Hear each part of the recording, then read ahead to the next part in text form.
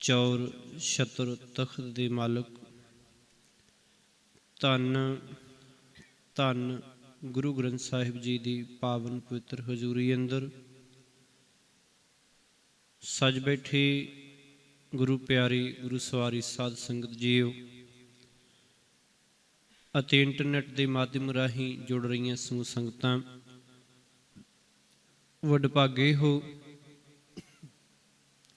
ਜੋ ਇਸ ਸਮੇਂ ਪਾਤਸ਼ਾਹ ਜੀ ਦੀ ਪਾਵਨ ਬਾਣੀ ਦੇ ਨਾਲ ਸਾਂਝ ਪਾ ਕਰਕੇ ਆਪਣੇ ਜੀਵਨ ਦੇ ਅਮੋਲਕ ਸਵਾਸਾਂ ਨੂੰ ਸਫਲ ਕਰਨ ਦਾ ਯਤਨ ਕਰ ਰਹੇ ਹੋ। ਰਹਿਮਤ ਕਰਨ ਸਤਿਗੁਰੂ ਜੀ ਕਿ ਜੋ ਵਿਚਾਰ ਆਪਾਂ ਪਾਤਸ਼ਾਹ ਜੀ ਦੇ ਬਖਸ਼ੇ ਬਲ ਉਦਮ ਸਦਕਾ ਆਰੰਭ ਕੀਤੀ ਹੈ, ਆਪ ਹੀ ਸਿਰ 'ਤੇ ਮਿਹਰ ਭਰਿਆ ਹੱਥ ਰੱਖ ਕਰਕੇ ਇਹ ਸੰਪੂਰਨ ਕਰਵਾ ਲੈਣ। ਸੋ ਅੱਜ ਦੀ ਵਿਚਾਰ ਪਾਵਨ ਅੰਕ 101 ਦੇ ਉੱਤੋਂ ਆਰੰਭ ਹੈ। ਫਤਿਹ ਪ੍ਰਵਾਨ ਕਰੋ ਜੀ। ਵਾਹਿਗੁਰੂ ਜੀ ਕਾ ਖਾਲਸਾ, ਵਾਹਿਗੁਰੂ ਜੀ ਕੀ ਫਤਿਹ। ਮਾਝ ਮਹਿਲਾ ਪੰਜਵਾਂ। ਪ੍ਰਭ ਕਿਰਪਾ ਤੇ ਹਰ ਹਰ ਧਿਆਵੋਂ, ਪ੍ਰਭੂ ਦਇਆ ਤੇ ਮੰਗਲ ਗਾਵੋਂ। ਮਾਝ ਰਾਗ ਵਿੱਚ ਗੁਰੂ ਅਰਜਨ ਸਾਹਿਬ ਪਾਤਸ਼ਾਹ ਜੀ ਦਾ ਇਹ 17ਵਾਂ ਸ਼ਬਦ ਹੈ। ਟੋਟਲ ਮਾਝ ਰਾਗ ਦਾ ਜਿਹੜਾ ਹੈ ਇਹ ਹੁਣ 24ਵਾਂ ਸ਼ਬਦ ਹੈ। ਪਾਤਸ਼ਾਹ ਜੀ ਰਹਿਮਤ ਕਰ ਰਹੇ ਹਨ, ਪ੍ਰਭ ਕਿਰਪਾ ਤੇ ਹਰ ਹਰ ਧਿਆਵੋਂ, ਕਿ ਪਰਮਾਤਮਾ ਦੀ ਮਿਹਰ ਨਾਲ ਮੈਂ ਪਰਮਾਤਮਾ ਦਾ ਨਾਮ ਸਿਮਰਦਾ ਹਾਂ, ਕਿ ਉਹਦੀ ਰਹਿਮਤ ਹੈ ਤੇ ਮੈਂ ਉਹਦਾ ਨਾਮ ਧਿਆਉਂਦਾ ਹਾਂ। ਪ੍ਰਭੂ ਦਇਆ ਤੇ ਮੰਗਲ ਗਾਵੋਂ। ਮੰਗਲ ਤੋਂ ਭਾਵ ਕੀ ਹੁੰਦਾ ਹੈ? ਮੰਗਲ ਗਾਵੋਂ ਖੁਸ਼ੀ ਦਾ ਗੀਤ, ਸਿਫਤ ਸਲਾਹ, ਕਿ ਪਰਮਾਤਮਾ ਦੀ ਕਿਰਪਾ ਨਾਲ ਹੀ ਮੈਂ ਪਰਮਾਤਮਾ ਦੀ ਸਿਫਤ ਸਲਾਹ ਦਾ ਗੀਤ ਗਾਉਂਦਾ ਹਾਂ, ਉਹਦੀ ਸਿਫਤ ਸਲਾਹ ਕਰਦਾ ਹਾਂ। ਉਠਤ ਬੈਠਤ ਸੋਵਤ ਜਾਗਤ, ਹਰ ਧਿਆਈਐ ਸਗਲ ਅਵਰਦਾ ਜੀਓ।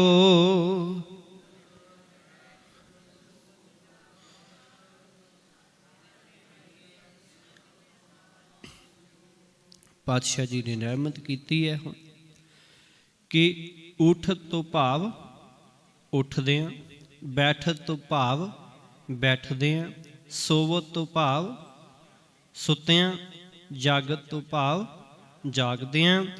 ਹਰ ਧਿਆਈਐ ਸਗਲ ਅਵਰਦਾ ਜੀ। ਅਵਰਦਾ ਤੋਂ ਭਾਵ ਉਮਰ, ਆਯੂ, ਕਿ ਸਗਲ ਅਵਰਦਾ ਭਾਵ ਸਾਰੀ ਹੀ ਉਮਰ ਪਰਮਾਤਮਾ ਦਾ ਸਿਮਰਨ ਕਰਨਾ ਚਾਹੀਦਾ ਹੈ।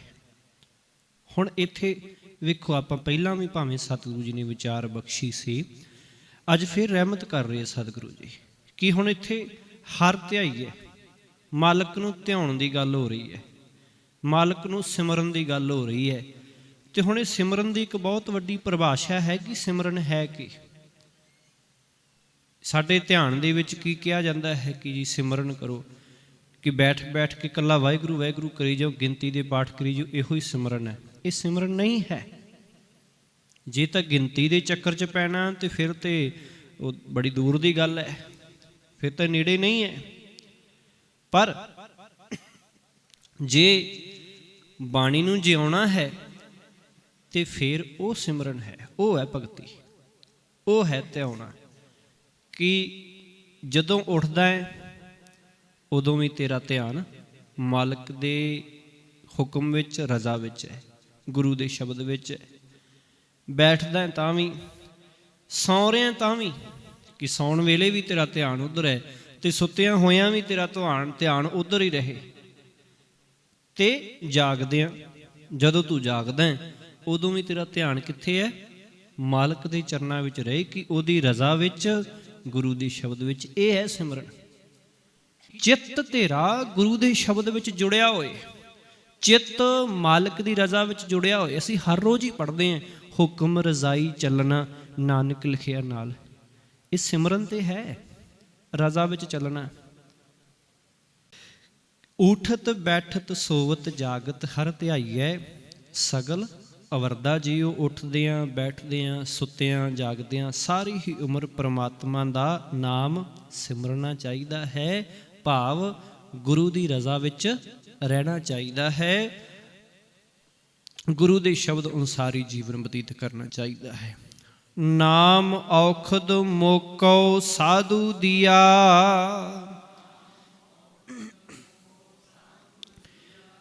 किल बिख काटे निर्मल थिया। औखद का की अर्थ है जी? दवाई। साधु दिया भाव साधु तो भाव गुरु। कि परमात्मा का नाम दारू है तो जदों मैनू गुरु ने ये दे दिता। नाम औखद मोको साधु दिया, कि परमात्मा का सर्व रोग का औखद नाम। ये भी असीं पढ़ते हैं कि सारे रोगों की दवाई उस मालक का नाम ही है। तो ये जदों नाम औखद मोको साधु दिया, गुरु ने जदों मैनू ये परमात्मा का नाम रूप जिहड़ी दवाई दे दिती है, किल बिख काटे निर्मल थिया। इस दी बरकत नाल मेरे सारे पाप कट्टे गए तो मैं पवित्र हो गया। मेरा जीवन है जिहड़ा वो निर्मल हो गया। आनंद पया निकसी सब पीरा, सगल बिनासे दरदा जियो।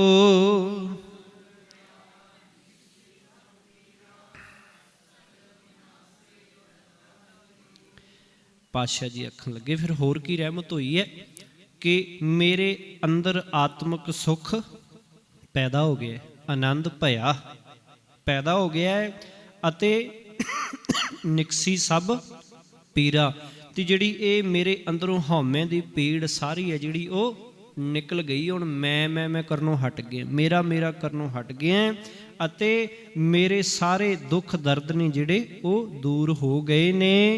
सगल बिनासे दर्दा जी, सारे दर्द ने दुख ने जिहड़े वो दूर हो गए ने जदों मैनू मालक ने नाम रूप जिहड़ा है, मालक दा नाम रूप पदार्थ नाम रूप दारू गुरु ने दे दिता है। हुण ये गुरु कोलों मिलदा है, याद रखियो गुरु ये दिंदा है दवाई। जिसका अंग करे मेरा प्यारा,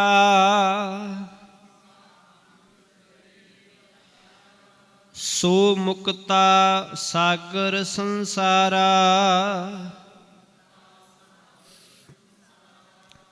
जिसका अंग करे मेरा प्यारा, ये जिस शब्द औंकड़ सहित ही आउंदा है लगभग, इत्थे औंकड़ नहीं है।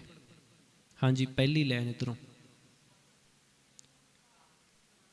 अच्छा जी तुहाडे वल्लों एक हो गया जी। हाँ जी पिछली लाइन इधरों सैकंड वाली, जाओ कंध वाले पासों पिछों भी कुछ वीर बैठे हुए हैं। जिस किस इस तिस चारे औंकड़ सहित ही आउंदे है। इत्थे औंकड़ उठ गया जिस दा, सस्से नूं औंकड़ नहीं है। की कारण है जी? हाँ जी का करके उठ गया, क्योंकि नाल की प्रेजेंट रूप दे विच प्रतੱਖ रूप दे विच संबंधक आ गया है जिस का, इस करके इहदा संबंधक दे करके औंकड़ उड़ गया है। पातशाह जी रहमत कर रहे हैं कि अंग करे तो की भाव है? सहायता करनी, मदद करनी, रखिया करनी। कि मेरा प्यारा गुरु परमात्मा जिस मनुख की सहायता करता है, जिसका अंग करे मेरा प्यारा, सो मुक्ता सागर संसारा। कि फिर वो इस संसार समुंदर के विकारां तो मुक्त हो जाते हैं, वो फिर इन्हां तो आज़ाद हो जाते हैं। सत करे जिन गुरु पछाता, सो काहे को डरदा जियो।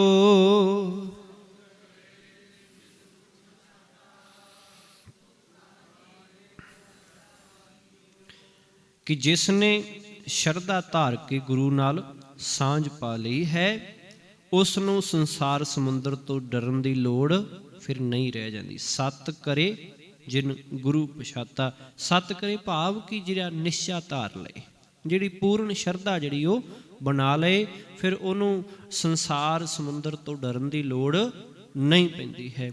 ਜਬ ਤੇ ਸਾਧੂ ਸੰਗਤ ਪਾਏ, ਗੁਰ ਭੇਟਤ ਹਉ ਗਈ ਬਲਾਏ। ਪਾਤਸ਼ਾਹ ਜੀ ਰਹਿਮਤ ਕਰ ਰਹੇ ਹਨ, ਜਬ ਤੇ ਸਾਧੂ ਸੰਗਤ ਪਾਏ, ਕਿ ਜਦੋਂ ਤੋਂ ਮੈਨੂੰ ਗੁਰੂ ਦੀ ਸੰਗਤ ਮਿਲੀ ਹੈ, ਗੁਰ ਭੇਟਤ ਹਉ ਗਈ ਬਲਾਏ। ਗੁਰੂ ਨੂੰ ਮਿਲਿਆ ਮੇਰੇ ਅੰਦਰੋਂ ਹਉਮੈ ਦੀ ਬਲਾ ਦੂਰ ਹੋ ਗਈ ਹੈ। ਗੁਰ ਭੇਟਤ ਹਉ ਗਈ ਬਲਾਏ, ਕਿ ਜਿਹੜੀ ਹਉਮੈ ਦੀ ਬਲਾ ਹੈ ਇਹ ਦੂਰ ਹੋ ਗਈ ਹੈ, ਖਤਮ ਹੋ ਗਈ ਹੈ, ਭੱਜ ਗਈ ਹੈ। ਸਾਸ ਸਾਸ ਹਰ ਗਾਵੈ ਨਾਨਕ, ਸਤਿਗੁਰ ਢਾਕ ਲਿਆ ਮੇਰਾ ਪੜਦਾ ਜੀਓ।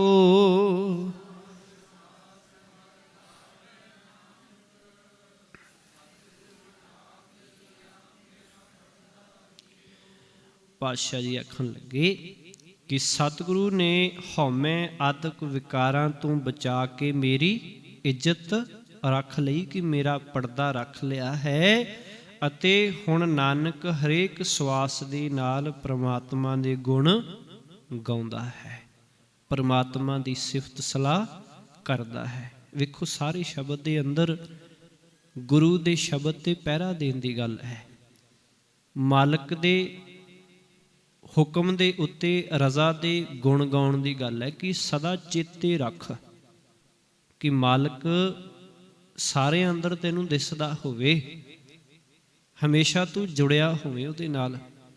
ਇਹ ਨਾ ਹੋਵੇ ਕਿ ਸਵੇਰੇ ਅੰਮ੍ਰਿਤ ਵੇਲੇ ਵੀ ਬਾਣੀ ਦਾ ਪਾਠ ਕਰ ਲੈ, ਦੁਪਹਿਰੇ ਵੀ ਕਰ ਲੈ, ਸ਼ਾਮ ਨੂੰ ਫਿਰ ਕਰ ਲੈ, ਤੇ ਜੀਵਨ ਦੇ ਵਿੱਚ ਤੇਰੇ ਕੁਝ ਹੋਵੇ ਨਾ। ਇਸ ਕਰਕੇ ਬਾਹਰੋਂ ਉਹ ਤੇ ਫਿਰ ਪਾਤਸ਼ਾਹ ਜੀ ਨੇ ਕਈ ਵਾਰ ਲਿਖਿਆ ਬਾਣੀ ਦੇ ਵਿੱਚ ਕਿ ਪੜ੍ਹਨ ਦੇ ਨਾਲ ਕੋਈ ਲਾਭ ਨਹੀਂ ਹੈ। ਪੜ੍ਹ ਗੱਡੀ ਲੱਦੀਆਂ ਵਾਲੀ ਗੱਲ ਨਾ ਕਰ, ਕਿ ਪੜ੍ਹੀ ਜਾਏ ਭਾਵੇਂ ਤੈਨੂੰ ਸਾਰੇ ਵੇਦ ਪੁਰਾਣ ਗ੍ਰੰਥ ਆਦਿ ਕੰਠ ਹੋ ਜਾਣ, ਯਾਦ ਹੋ ਜਾਣ, ਤੇ ਜੇ ਤੇਰੇ ਆਪਣੇ ਜੀਵਨ ਵਿੱਚ ਹੀ ਨਹੀਂ, ਫਿਰ ਉਹ ਪੜ੍ਹਨ ਦਾ ਕੀ ਲਾਭ ਹੈ। ਇਸ ਕਰਕੇ ਜਿਹੜਾ ਵੀ ਸਮਾਂ ਮਾਲਕ ਦੇ ਚਰਨਾਂ ਨਾਲ ਜੁੜਨਾ ਹੈ, ਪੂਰਨ ਤੌਰ ਤੇ ਜੁੜ ਕੇ ਉਹਨੂੰ ਜੀਵਨ ਦੇ ਵਿੱਚ ਧਾਰਨ ਕਰਨਾ ਕਰ। ਮਾਝ ਮਹਿਲਾ ਪੰਜਵਾਂ। ਓਤ ਪੋਤ ਸੇਵਕ ਸੰਗ ਰਾਤਾ,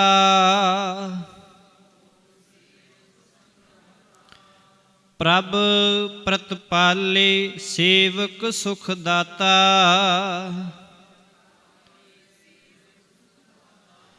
ਸਤਿਗੁਰੂ ਪਾਤਸ਼ਾਹ ਜੀ ਓਤ ਪੋਤ ਭਾਵ ਤਾਣੇ ਪੇਟੇ ਵਿੱਚ ਜਿਹੜਾ ਪੂਰਾ ਹੁੰਦਾ ਹੈ, ਓਤ ਪੋਤ ਮਿਲਿਆ ਹੋਇਆ ਜਿਹੜਾ।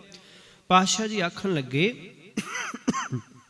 ਕਿ ਜਿਵੇਂ ਕੱਪੜੇ ਦਾ ਸੂਤਰ ਤਾਣੇ ਵਿੱਚ ਪੇਟੇ ਵਿੱਚ ਮਿਲਿਆ ਹੋਇਆ ਹੁੰਦਾ ਹੈ, ਤਿਵੇਂ ਪ੍ਰਮਾਤਮਾ ਆਪਣੇ ਸੇਵਕ ਦੇ ਨਾਲ ਮਿਲਿਆ ਰਹਿੰਦਾ ਹੈ। ਓਤ ਪੋਤ ਸੇਵਕ ਸੰਗਰਾਤਾ, ਉਵੇਂ ਮਾਲਕ ਵੀ ਆਪਣੇ ਜਿਹੜਾ ਹੈ ਸੇਵਕ ਨਾਲ ਪੂਰਨ ਤੌਰ ਤੇ ਮਿਲਿਆ ਰਹਿੰਦਾ ਹੈ।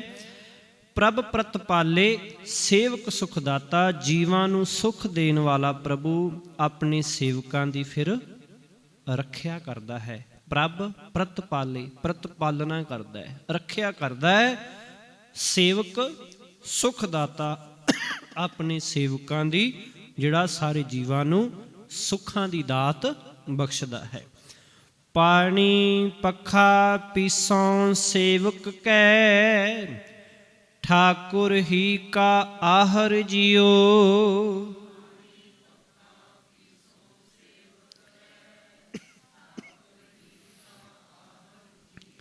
ਪਾਣੀ ਪੱਖਾ ਪੀਸੋਂ ਸੇਵਕ ਕਹਿ, ਭਾਵ ਸੇਵਕ ਕਹਿ ਸੇਵਕ ਦੇ ਦਰ ਤੇ। ਆਹਰ ਤੋਂ ਭਾਵ ਆਹਰ ਕਰਨਾ, ਉਦਮ ਕਰਨਾ, ਕਿ ਮੇਰੀ ਤਾਂਘ ਹੈ ਕਿ ਮੈਂ ਪ੍ਰਭੂ ਦੇ ਸੇਵਕਾਂ ਦੇ ਦਰ ਤੇ ਪਾਣੀ ਢੋਵਾਂ, ਪੱਖਾ ਫੇਰਾਂ ਤੇ ਚੱਕੀ ਪੀਹਾਂ। ਕਿਉਂਕਿ ਸੇਵਕਾਂ ਨੂੰ ਪਾਲਣਹਾਰ ਪ੍ਰਭੂ ਦੇ ਸਿਮਰਨ ਦਾ ਹੀ ਉਦਮ ਰਹਿੰਦਾ ਹੈ। ਪਾਲਣਹਾਰ ਪ੍ਰਭੂ ਹੈ ਜਿਹੜਾ, ਉਹਦੇ ਸਿਮਰਨ ਦਾ ਹੀ ਉਦਮ ਰਹਿੰਦਾ ਹੈ ਕਿ ਸੇਵਕ ਹਮੇਸ਼ਾ ਹੀ ਉਹਦੀ ਰਜ਼ਾ ਦੇ ਵਿੱਚ ਜੁੜੇ ਰਹਿੰਦੇ ਹੈ। ਉਠਤ ਬੈਠਤ ਸੋਵਤ ਜਾਗਤ ਸਦਾ ਹੀ ਧਿਆਨ ਉਧਰ ਰਹਿੰਦਾ ਹੈ। ਇਸ ਕਰਕੇ ਮੈਂ ਵੀ ਉਹਨਾਂ ਦੇ ਵਾਸਤੇ ਇਹ ਸੇਵਾ ਕਰਾਂ ਤਾਂ ਕਿ ਮੈਨੂੰ ਵੀ ਇਹ ਪ੍ਰਾਪਤੀ ਹੋ ਜਾਵੇ। ਕਾਟ ਸਿਲਕ ਪ੍ਰਭ ਸੇਵਾ ਲਾਇਆ,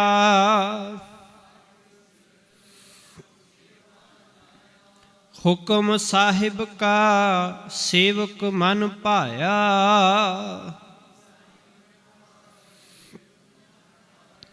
ਕਾਟ ਸਿਲਕ ਤੋਂ ਭਾਵ ਫਾਹੀ, ਕਿ ਕਾਟ ਫਾਹੀ ਜਿਹੜੀ ਕੱਟ ਕੇ ਪ੍ਰਭ ਸੇਵਾ ਲਾਇਆ। ਪ੍ਰਭੂ ਨੇ ਜਿਸ ਨੂੰ ਉਸ ਦੀ ਮਾਇਆ ਦੇ ਮੋਹ ਦੀ ਫਾਹੀ ਕੱਟ ਕੇ ਆਪਣੀ ਸੇਵਾ ਭਗਤੀ ਵਿੱਚ ਜੋੜਿਆ ਹੈ, ਰੰਗਿਆ ਹੈ, ਰਤਿਆ ਹੈ। ਹੁਕਮ ਸਾਹਿਬ ਕਾ ਸੇਵਕ ਮਨ ਭਾਇਆ। ਉਸ ਸੇਵਕ ਦੇ ਮਨ ਵਿੱਚ ਮਾਲਕ ਪ੍ਰਭੂ ਦਾ ਹੁਕਮ ਫਿਰ ਪਿਆਰਾ ਲੱਗਣ ਲੱਗ ਪੈਂਦਾ ਹੈ। ਹੁਣ ਵੇਖ ਲਓ, ਫਿਰ ਹੁਕਮ ਪਿਆਰਾ ਲੱਗਣ ਦੀ ਗੱਲ ਹੈ।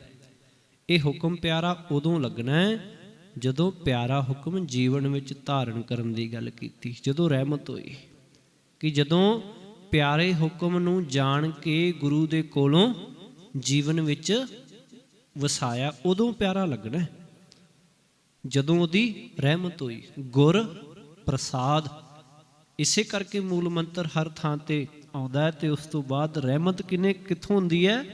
ਗੁਰ ਪ੍ਰਸਾਦ, ਕਿ ਗੁਰੂ ਦੀ ਕਿਰਪਾ। ਤੇ ਗੁਰੂ ਨੇ ਕਿਰਪਾ ਉਦੋਂ ਕਰਨੀ ਜਦੋਂ ਗੁਰੂ ਦੇ ਕੋਲ ਬੈਠੇ, ਗੁਰੂ ਦੀ ਗੱਲ ਮੰਨੀ, ਗੁਰੂ ਦੇ ਸ਼ਬਦ ਨੂੰ ਜੀਵਨ ਵਿੱਚ ਧਾਰਨ ਕੀਤਾ। ਉਠਤ ਬੈਠਤ ਸੋਵਤ ਜਾਗਤ ਹਰ ਧਿਆਈਐ ਸਗਲ ਅਵਰਦਾ ਜੀਓ। ਇਹ ਧਿਆਉਣਾ ਹੈ ਫਿਰ ਗੁਰੂ ਦੇ ਕੋਲੋਂ ਜਦੋਂ ਇਹ ਪ੍ਰਾਪਤ ਕੀਤਾ। ਹੁਕਮ ਸਾਹਿਬ ਕਾ ਸੇਵਕ ਮਨ ਪਾਇਆ। ਹੁਣ ਹੁਕਮ ਦੀ ਦਾਤ ਗੁਰੂ ਦੇ ਕੋਲੋਂ ਮਿਲਣੀ ਹੈ, ਗੁਰੂ ਨੇ ਦੇਣੀ ਹੈ ਹੁਕਮ ਦੀ ਦਾਤ। ਕਿ ਕੀ ਹੁਕਮ ਹੈ ਉਸ ਮਾਲਕ ਦਾ, ਕੀ ਰਜ਼ਾ ਹੈ, ਇਹ ਗੁਰੂ ਨੇ ਦੱਸਣਾ ਹੈ। ਗੁਰੂ ਦੱਸਦਾ ਹੈ, ਸੋਚੈ ਸੋਚ ਨਾ ਹੋਵਈ, ਜੇ ਸੋਚੀ ਲੱਖ ਵਾਰ, ਇਹ ਗੁਰੂ ਦੱਸਦਾ ਹੈ। ਤੇ ਜਦੋਂ ਇਹ ਤੇ ਪਹਿਰਾ ਦਿੱਤਾ ਕਿ ਸਮਝ ਆ ਗਈ ਹੈ, ਤੇ ਫਿਰ ਉਸ ਦਿਨ ਕੀ ਹੋ ਜਾਏਗਾ? ਜਦੋਂ ਪਹਿਰਾ ਦੇਣਾ ਸ਼ੁਰੂ ਕਰਦਾ ਇਸੇ ਤੇ, ਫਿਰ ਉਹ ਕੀ ਹੈ? ਉਹੀ ਭਗਤੀ ਹੈ, ਉਹ ਸਿਮਰਨ ਹੈ, ਉਹ ਸੇਵਾ ਹੈ, ਉਹੀ ਉਹਦਾ ਨਾਮ ਤੇ ਆਉਣਾ। ਭੁੱਖਿਆਂ ਭੁੱਖ ਨਾ ਉਤਰੀ, ਜੇ ਬੰਨ੍ਹ ਪੁਰੀਆਂ ਭਾਰ, ਕਿ ਜਿੰਨਾ ਭਾਵੇਂ 14 ਪੁਰੀਆਂ ਦੇ ਭਾਰ ਬੰਨ ਲਓ, ਪਰ ਮਾਇਆ ਦੀ ਤ੍ਰਿਸ਼ਨਾ ਕਦੇ ਖਤਮ ਨਹੀਂ ਹੁੰਦੀ। ਕੌਣ ਦੱਸ ਰਿਹਾ? ਗੁਰੂ ਦੱਸ ਰਿਹਾ ਨਾ। ਗੁਰੂ ਕੋਲੋਂ ਪਤਾ ਲੱਗਣਾ ਹੈ ਕਿ ਗੱਲ ਤੇ ਵਾਕਈ ਠੀਕ ਹੈ। ਐਵੇਂ ਦੌੜੇ ਭੱਜੀ ਫਿਰਦੇ ਆ, ਪਰ ਕੀ ਹੈ, ਇਹ ਤਾਂ ਕਦੇ ਖਤਮ ਨਹੀਂ ਹੋਣੀ। ਇਸੇ ਕਰਕੇ ਸਭ ਤੋਂ ਅਖੀਰ ਤੇ ਰਹਿਮਤ ਕੀਤੀ ਹੈ ਸਤਿਗੁਰੂ ਜੀ ਨੇ। ਮੁੰਦਾਵਨੀ ਮਹਿਲਾ ਪੰਜਵਾਂ, ਥਾਲ ਵਿੱਚ 3 ਵਸਤੂ ਪਈਓ, 7 ਸੰਤੋਖ ਵਿਚਾਰੋ, ਅੰਮ੍ਰਿਤ ਨਾਮ ਠਾਕੁਰ ਕਾ ਪਇਓ, ਜਿਸ ਕਾ ਸਬਸ ਆਧਾਰੋ। ਕਿ ਇਹ ਥਾਲ ਹੈ ਜਿਹੜਾ ਗੁਰੂ ਅਰਜਨ ਸਾਹਿਬ ਜੀ ਪਿੱਛੇ ਜਾ ਕੇ ਦੇਖੋ, ਬਾਣੀ ਦੀ ਤਰਤੀਬ ਹੈ ਇੱਕ, ਕਿ ਸਾਰੀ ਬਾਣੀ ਜਿਵੇਂ ਜਿਵੇਂ ਹੁੰਦੀ ਜਾ ਰਹੀ ਹੈ, ਉਸ ਤੋਂ ਬਾਅਦ ਕੀ ਹੈ, ਉਸ ਤੋਂ ਅਗਲੇ ਗੁਰੂ ਸਾਹਿਬ ਦੀ ਬਾਣੀ ਆਉਂਦੀ ਹੈ। ਪਰ ਇੱਥੇ ਵੇਖੋ ਕਿਵੇਂ ਰਹਿਮਤ ਕੀਤੀ ਕਿ 9ਵੇਂ ਪਾਤਸ਼ਾਹ ਜੀ ਦੇ ਸ਼ਲੋਕ ਖਤਮ ਹੁੰਦੇ ਆ, ਫਿਰ ਮਗਰੋਂ ਕੀ ਹੈ, ਬਾਣੀ ਕਿਹੜੀ ਸ਼ੁਰੂ ਹੋ ਜਾਂਦੀ ਹੈ? 5ਵੇਂ ਪਾਤਸ਼ਾਹ ਜੀ ਦੀ। ਭਾਵ ਉੱਥੇ ਮੋਹਰ ਲਾਈ ਹੈ, ਮੁੰਦਾਵਨੀ ਤੋਂ ਭਾਵ ਮੁੰਦ ਦੇਣਾ, ਮੋਹਰ ਲਾ ਦੇਣੀ ਕਿ ਇੱਥੋਂ ਤੱਕ ਖਤਮ ਹੈ, ਇਹ ਮੋਹਰ ਹੈ। ਉੱਥੇ ਫਿਰ ਸਾਰਾ ਕੁਝ ਦੱਸਿਆ ਜਾਂਦਾ ਹੈ। ਕੀ ਹੈ ਕਿ ਪਿੱਛੇ ਕੀ ਹੈ, ਇਹ ਥਾਲ ਰੂਪ ਹੈ। ਥਾਲ ਦੇ ਵਿੱਚ ਸਾਰਾ ਕੁਝ 7 ਤੇ ਸੰਤੋਖ ਪਿਆ, ਤੇ ਤੀਜੀ ਵਸਤੂ ਕਿਹੜੀ ਹੈ? ਕੌਣ ਕੌਣ ਸਹਿਮਤ ਹੈ ਜੀ? ਹੋਰ ਕੀ ਪਿਆ ਵਿੱਚ? ਜਾਂ ਬਹੁਤਿਆਂ ਨੇ ਵਿਚਾਰ ਕਿਹਾ ਹੈ। ਇਸ ਤੋਂ ਇਲਾਵਾ ਹੋਰ ਵੀ ਕੁਝ ਹੋ ਸਕਦਾ ਇਸ ਦਾ ਉੱਤਰ? ਹਾਂਜੀ ਮਲਕੀਤ ਸਿੰਘ ਜੀ। ਹਾਂਜੀ, ਅੰਮ੍ਰਿਤ ਨਾਮ ਠਾਕੁਰ ਕਾ ਪਇਓ। ਇਹ ਕਹਿ ਰਹੇ ਸਤਿਗੁਰੂ ਜੀ, ਸਾਫ਼ ਸਾਫ਼ ਤਾਂ ਲਿਖਿਆ ਹੋਇਆ, ਸਤ ਸੰਤੋਖ ਤੇ ਅੰਮ੍ਰਿਤ ਨਾਮ, ਤਿੰਨ ਚੀਜ਼ਾਂ ਨੇ ਇਹ ਥਾਲ ਵਿੱਚ ਪਈਆਂ ਨੇ, ਸਤ ਸੰਤੋਖ ਤੇ ਅੰਮ੍ਰਿਤ ਨਾਮ। ਕਿ ਇਹ ਤਿੰਨ ਚੀਜ਼ਾਂ ਨੇ, ਇਹ ਗੁਰੂ ਕੋਲੋਂ ਪ੍ਰਾਪਤ ਹੋਣੀ ਹੈ। ਥਾਲ ਵਿੱਚ ਤਿੰਨ ਵਸਤੂ ਪਈਓ, ਸਤ ਸੰਤੋਖ ਵਿਚਾਰੋ, ਅੰਮ੍ਰਿਤ ਨਾਮ ਠਾਕੁਰ ਕਾ ਪਇਓ, ਜਿਸ ਕਾ ਸਬਸ ਆਧਾਰੋ। ਉਧਾਰ ਕਿਵੇਂ ਹੋਣਾ ਫਿਰ? ਅੰਮ੍ਰਿਤ ਨਾਮ ਤੇ ਸਤ ਸੰਤੋਖ ਨੂੰ ਧਾਰਨ ਕਰਕੇ। ਹੁਣੇ ਅਸੀਂ ਆਪ ਵਿਚਾਰ ਕਰਨੀ ਹੈ ਕਿ ਗੁਰੂ ਦੇ ਸ਼ਬਦ ਤੇ ਪਹਿਰਾ ਦੇ ਕੇ ਉਧਾਰ ਹੋਣਾ ਹੈ ਜਾਂ ਇੱਕ ਸ਼ਬਦ ਨੂੰ ਵਾਰ-ਵਾਰ ਰਿਪੀਟ ਕਰਕੇ। ਜਵਾਬ ਨਹੀਂ ਹੈ, ਮਨਾ ਨਹੀਂ ਹੈ, ਪਰ ਕੀ ਹੈ? ਗੁਰੂ ਦਾ ਸ਼ਬਦ ਪਹਿਲਾਂ ਹੈ, ਅੰਮ੍ਰਿਤ ਨਾਮ ਪਹਿਲਾਂ ਹੈ, ਜਿੱਥੋਂ ਸੋਝੀ ਆਉਣੀ ਉਹ ਪਹਿਲਾਂ ਹੈ। ਜੁੜਨ ਦਾ ਤਰੀਕਾ ਹੋ ਸਕਦਾ ਹੈ,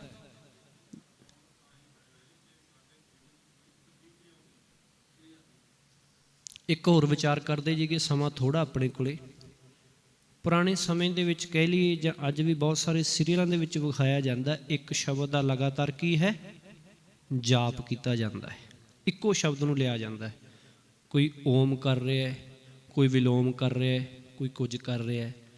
ਈਵਨ ਕਿ ਇਹੋ ਜਿਹੇ ਬਹੁਤ ਸਾਰੇ ਵੀਰਾਂ ਦੇ ਨਾਲ ਵੀ ਮੇਲ ਹੋਇਆ ਜਿਹੜੇ ਇੱਕ ਵੱਖਰੇ ਤੌਰ 'ਤੇ ਸ਼ਬਦ ਦਾ ਜਾਪ ਕਰਦੇ ਹੈ। ਕੁਝ ਵੀ ਕਹਿ ਲਓ, ਕੋਈ ਵੀ ਸ਼ਬਦ ਲੈ ਲਓ, ਜਦੋਂ ਉਹਦੇ 'ਤੇ ਸ਼ਰਧਾ ਧਾਰ ਲਈ ਨਾ, ਫਿਰ ਉਹਦੇ ਵਿੱਚੋਂ ਆਨੰਦ ਆਉਣਾ ਸੁਭਾਵਿਕ ਹੈ, ਆਏਗਾ ਆਏਗਾ। ਕੋਈ ਸ਼ਬਦ ਲੈ ਲਓ ਸ਼ਰਧਾ ਧਾਰ ਕੇ, ਪਰ ਸਿਧਾਂਤ ਦੀ ਸਮਝ ਕਿੱਥੇ ਹੈ? ਮੇਰਾ ਨਿਸ਼ਾਨਾ, ਮੇਰਾ ਸਮਝਾਉਣ ਦਾ ਵੀ ਇਹ ਸੀ ਕਿ ਸਿਧਾਂਤ ਦੀ ਗੱਲ, ਥਾਲ ਵਿੱਚ ਤਿੰਨ ਵਸਤੂ ਪਈਓ, ਇੱਥੋਂ ਸਮਝ ਆਉਣੀ ਹੈ। ਜਿਹੜਾ ਥਾਲ ਗੁਰੂ ਸਾਹਿਬ ਜੀ ਨੇ ਬਖਸ਼ਿਆ ਇੰਨਾ ਵੱਡਾ 1430 ਅੰਕਾਂ ਦਾ ਜਿਹੜਾ ਥਾਲ ਬਖਸ਼ਿਆ ਹੈ, ਇਹਦੇ ਵਿੱਚ ਸਾਰਾ ਕੁਝ ਪਿਆ, ਇੱਥੋਂ ਲੈਣਾ ਸਾਰਾ ਕੁਝ ਹੈ। ਜੁੜੋ, ਕੋਈ ਵੀ ਤਰੀਕਾ ਹੈ, ਜੁੜੋ। ਜੁੜਨਾ ਜ਼ਰੂਰੀ ਹੈ, ਜੁੜਨ ਤੋਂ ਬਿਨਾਂ ਕੁਝ ਨਹੀਂ ਹੈ। ਯਾਦ ਬੜਾ ਕੁਝ ਹੋ ਸਕਦਾ ਹੈ, ਸਹਿਜ ਪਾਠ ਬੜੇ ਹੋ ਸਕਦੇ, ਖੰਡ ਪਾਠ ਬੜੇ ਹੋ ਸਕਦੇ ਹੈ, ਪਾਠ ਸਵੇਰੇ ਸ਼ਾਮ ਬੜੇ ਹੋ ਸਕਦੇ ਹੈ, ਪਰ ਜੇ ਉਹਦੇ ਉੱਤੇ ਪਹਿਰਾ ਨਹੀਂ ਦਿੱਤਾ, ਸਮਝ ਲਿਓ ਫਿਰ ਹਜੇ ਉਹ ਕਿਸੇ ਖਾਤੇ 'ਚ ਨਹੀਂ ਪੈ ਰਿਹਾ। ਇਹੀ ਸਮਝਾਉਣ ਦਾ ਯਤਨ ਮੈਂ ਕਰ ਰਿਹਾ ਸੀ। ਕਿਸੇ ਦੀ ਸ਼ਰਧਾ ਨੂੰ ਠੇਸ ਪਹੁੰਚਾਉਣਾ ਮੇਰੀ ਭਾਵਨਾ ਨਹੀਂ ਹੈ, ਪਰ ਜੋ ਸੱਚਾਈ ਹੈ ਉਹ ਤੋਂ ਮੁਨਕਰ ਨਹੀਂ ਹੋ ਸਕਦੇ, ਅਸੀਂ ਉਹ ਤੋਂ ਦੂਰ ਨਹੀਂ ਜਾ ਸਕਦੇ। ਪਾਤਸ਼ਾਹ ਜੀ ਰਹਿਮਤ ਕਰਨ। ਅੱਗੇ ਰਹਿਮਤ ਕਰ ਰਹੇ ਹਨ, ਹੁਕਮ ਸਾਹਿਬ ਕਾ ਸੇਵਕ ਮਨ ਭਾਇਆ, ਕਿ ਉਸ ਸੇਵਕ ਦੇ ਮਨ ਵਿੱਚ ਮਾਲਕ ਪ੍ਰਭੂ ਦਾ ਹੁਕਮ ਫਿਰ ਪਿਆਰਾ ਲੱਗਣ ਲੱਗ ਪੈਂਦਾ ਹੈ। ਹੁਕਮ ਉਦੋਂ ਹੀ ਲੱਗਣਾ ਪਤਾ ਜਦੋਂ ਗੁਰੂ ਦੇ ਕੋਲ ਆਏ। ਗੁਰੂ ਨੇ ਦੱਸਣਾ ਹੁਕਮ ਕੀ ਹੈ, ਗੁਰੂ ਹੀ ਦੱਸ ਰਿਹਾ ਹੈ। ਸਾਡੇ ਜੀਵਨ ਵਿੱਚ ਗੁਰੂ ਹੀ ਸਭ ਕੁਝ ਹੈ। ਸੋਈ ਕਮਾਵੈ ਜੋ ਸਾਹਿਬ ਭਾਵੈ, ਸੇਵਕ ਅੰਤਰ ਬਾਹਰ ਮਾਹਰ ਜਿਉ।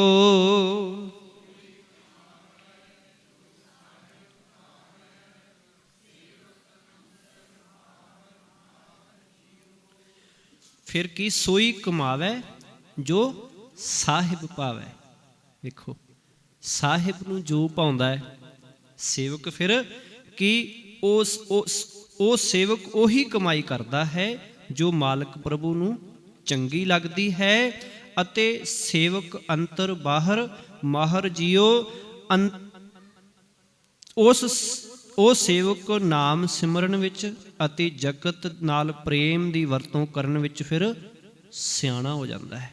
ਉਹਨੂੰ ਪਤਾ ਲੱਗ ਜਾਂਦਾ ਹੈ ਕਿ ਹੁਣ ਮੈਂ ਕਰਨਾ ਕੀ ਹੈ, ਦੁਨੀਆ ਦੇ ਨਾਲ ਵਰਤਾਓ ਕਿਵੇਂ ਕਰਨਾ ਹੈ, ਤੇ ਮਾਲਕ ਦਾ ਸਿਮਰਨ ਕਿਵੇਂ ਕਰਨਾ ਹੈ, ਮਾਲਕ ਨੂੰ ਧਿਆਉਣਾ ਕਿਵੇਂ ਹੈ। ਤੂੰ ਦਾਨਾ ਠਾਕੁਰ ਸਭ ਵਿਦ ਜਨ ਹੈ,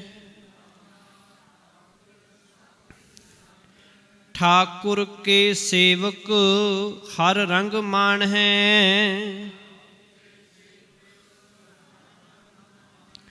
हे प्रभु, तू अपने सेवकां दे दिलां दी जानदा है, तू अपने सेवकां दा पालनहार है। तू सेवकां नूं माया दे मोह दे ਬਚਾਉਣ ਦੇ ਸਭ ਤਰੀਕੇ ਕੀ ਹੈ ਜਾਣਦਾ ਹੈ। ਤੂੰ ਦਾਨਾ ਠਾਕੁਰ ਸਭ ਵਿਦ ਜਾਣੈ। ਦਾਨਾ ਤੋਂ ਭਾਵ ਹੁੰਦਾ ਹੈ ਸਿਆਣਾ, ਕਿ ਬੜਾ ਦਾਨਾ ਹੈ, ਇਸ ਕਰਕੇ ਕਿ ਤੂੰ ਸਭ ਤੋਂ ਸਿਆਣਾ ਤੂੰ ਹੈ ਅਤੇ ਤੂੰ ਜਾਣਦਾ ਹੈ। ਸਭ ਵਿਦ ਜਾਣੇ ਕਿ ਕਿਹੜੀਆਂ ਵਿਧੀਆਂ ਦੇ ਨਾਲ ਜਿਹੜਾ ਹੈ ਆਪਣੇ ਸੇਵਕ ਨੂੰ ਮਾਇਆ ਦੇ ਮੋਹ ਤੋਂ ਛਡਾਉਣਾ ਹੈ, ਬਚਾਉਣਾ ਹੈ। ਤੇ ਠਾਕੁਰ ਕੇ ਸੇਵਕ ਹਰ ਰੰਗ ਮਾਣੇ। ਹੈ ਭਾਈ ਪਾਲਨਹਾਰ ਪ੍ਰਭੂ ਦੇ ਸੇਵਕ ਪ੍ਰਭੂ ਦੇ ਮਿਲਾਪ ਦਾ ਆਨੰਦ ਫਿਰ ਮਾਣਦੇ ਹਨ, ਸੁਖ ਪ੍ਰਾਪਤ ਕਰਦੇ ਹਨ। ਜੋ ਕਿਛ ਠਾਕੁਰ ਕਾ ਸੋ ਸੇਵਕ ਕਾ, ਸੇਵਕ ਠਾਕੁਰ ਹੀ ਸੰਗ ਜਾਹਰ ਜਿਉ।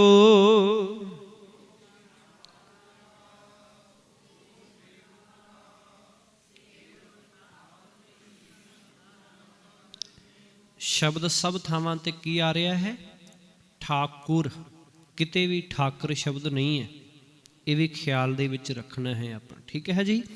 ਪਾਲਣਹਾਰ ਪ੍ਰਭੂ ਦਾ ਆਪਾ ਉਸ ਸੇਵਕ ਦਾ ਆਪਾ ਫਿਰ ਬਣ ਜਾਂਦਾ ਹੈ, ਕਿ ਫਿਰ ਉਸ ਸੇਵਕ ਦੀ ਮਾਲਕੀ ਹੋ ਜਾਂਦੀ ਹੈ ਉਸ ਮਾਲਕ ਪ੍ਰਭੂ ਤੇ। ਉਹ ਫਿਰ ਬਹੁਤ ਮਾਣ ਕਰਦਾ ਉਹਦੇ ਨਾਲ ਪੂਰਨ ਤੌਰ ਤੇ ਜੁੜ ਜਾਂਦਾ ਹੈ। ਅਤੇ ਠਾਕੁਰ ਤੇ ਸੇਵਕ ਦੇ ਆਤਮਿਕ ਜੀਵਨ ਵਿੱਚ ਫਿਰ ਕੋਈ ਵੀ ਫਰਕ ਨਹੀਂ ਰਹਿ ਜਾਂਦਾ ਹੈ। ਸੇਵਕ ਠਾਕੁਰ ਹੀ ਸੰਗ ਜਾਹਰ ਜੀਉ। ਜਾਹਰ ਤੋਂ ਭਾਵ ਹੁੰਦਾ ਹੈ ਪ੍ਰਗਟ ਹੋਣਾ, ਕਿ ਠਾਕੁਰ ਦੇ ਚਰਨਾਂ ਵਿੱਚ ਜੁੜਿਆ ਰਹਿ ਕੇ ਸੇਵਕ ਜਿਹੜਾ ਹੈ ਲੋਕ ਪਰਲੋਕ ਵਿੱਚ ਪ੍ਰਗਟ ਹੋ ਜਾਂਦਾ ਹੈ। ਆਪਣੇ ਠਾਕੁਰ ਜੋ ਪਹਿਰਾਇਆ, ਬਹੁਰ ਨ ਲੇਖਾ ਪੁੱਛ ਬੁਲਾਇਆ। ਪਾਤਸ਼ਾਹ ਜੀ ਆਪਣੇ ਠਾਕੁਰ ਜੋ ਪਹਿਰਾਇਆ, ਪਹਿਰਾਇਆ ਤੋਂ ਭਾਵ ਪਹਿਰਾ ਦੇਣਾ, ਸਰੂਪਾ ਦੇ ਦੇਣਾ, ਸਨਮਾਨ ਦੇਣਾ, ਕਿ ਜਿਸ ਸੇਵਕ ਨੂੰ ਪਿਆਰੇ ਠਾਕੁਰ ਪ੍ਰਭੂ ਨੇ ਸੇਵਾ ਭਗਤੀ ਦਾ ਫਿਰ ਸਰੂਪਾ ਬਖਸ਼ਿਆ, ਸਰੂਪਾ ਜਿਹੜਾ ਉਹ ਦਿੱਤਾ ਹੈ।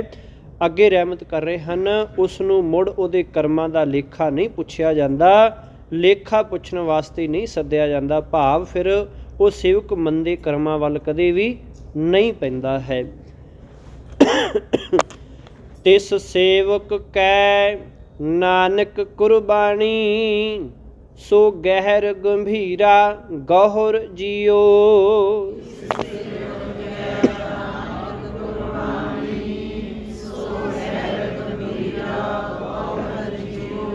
ਹੇ ਨਾਨਕ, ਮੈਂ ਉਸ ਸੇਵਕ ਤੋਂ ਸਦਕੇ ਜਾਂਦਾ ਹਾਂ। ਉਹ ਸੇਵਕ ਡੂੰਘੇ ਸੁਭਾਅ ਵਾਲਾ, ਵੱਡੇ ਜਿਗਰੇ ਵਾਲਾ ਤੇ ਉੱਚੇ ਅਮੋਲਕ ਜੀਵਨ ਵਾਲਾ ਫਿਰ ਹੋ ਜਾਂਦਾ ਹੈ। ਭਾਵ ਉਸ ਮਾਲਕ ਦਾ ਰੂਪ ਹੀ ਉਹ ਬਣ ਜਾਂਦਾ ਹੈ। ਉਹੋ ਜਿਹਾ ਸੁਭਾਅ, ਜਿਹੋ ਜਿਹਾ ਸੁਭਾਅ ਮਾਲਕ ਦਾ ਹੈ, ਉਹੋ ਜਿਹਾ ਸੁਭਾਅ ਫਿਰ ਸੇਵਕ ਦਾ ਬਣ ਜਾਂਦਾ ਹੈ। ਸਤਿਗੁਰੂ ਜੀ ਰਹਿਮਤ ਕਰਨ, ਹੋਈਆਂ ਭੁੱਲਾਂ ਦੀ ਖਿਮਾ। ਫਤਿਹ ਪ੍ਰਵਾਨ ਗੁਰੂ ਜੀ। ਵਾਹਿਗੁਰੂ ਜੀ ਕਾ ਖਾਲਸਾ, ਵਾਹਿਗੁਰੂ ਜੀ ਕੀ ਫਤਿਹ।